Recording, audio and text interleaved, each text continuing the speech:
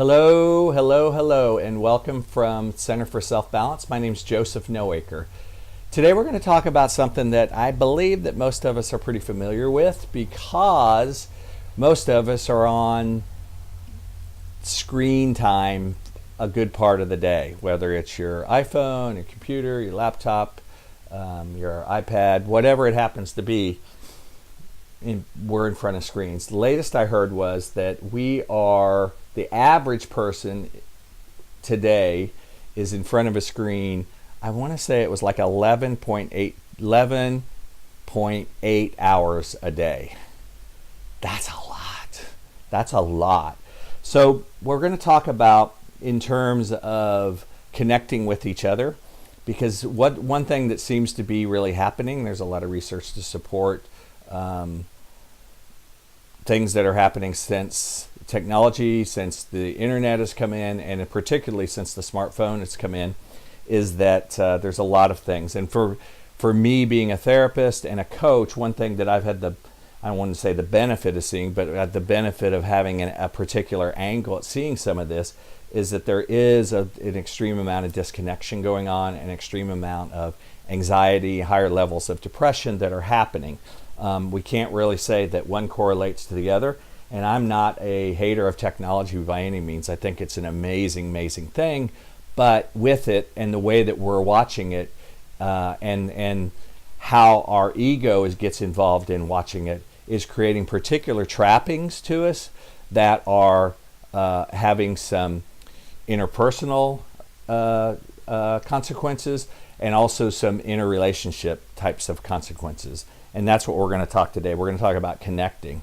So in these days with media and social media and so much of the media is made to, it's flammable in certain ways to the ego. It's trying to bring the ego in because media experts have figured out that by getting the ego upset, we tend to watch more. So we tend to draw in and do more. And so we're being bombarded.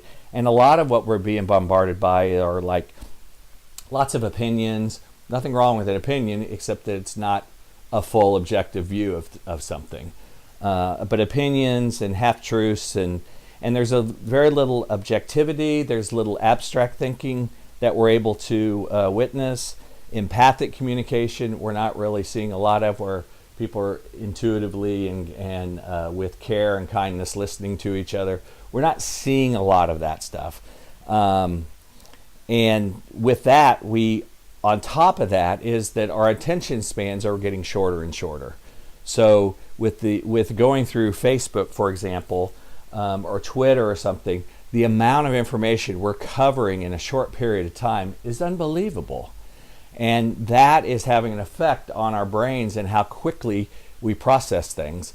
And the ego gets involved, and then the ego can really kind of accentuate this by getting impatient if things aren't going fast enough. So I need to see more, different, faster, more information, faster, which again is not bad in itself. If I'm going through information that is objective and I need to learn something very fast, that's really not a bad thing to have. But when it comes to interpersonal and interrelationship types of situations, that can create particular problems. Hence, the absence of connection we seem to be getting from this. So our responsibility, for the sake of maintaining authentic connection, is to be able to really listen and open up space.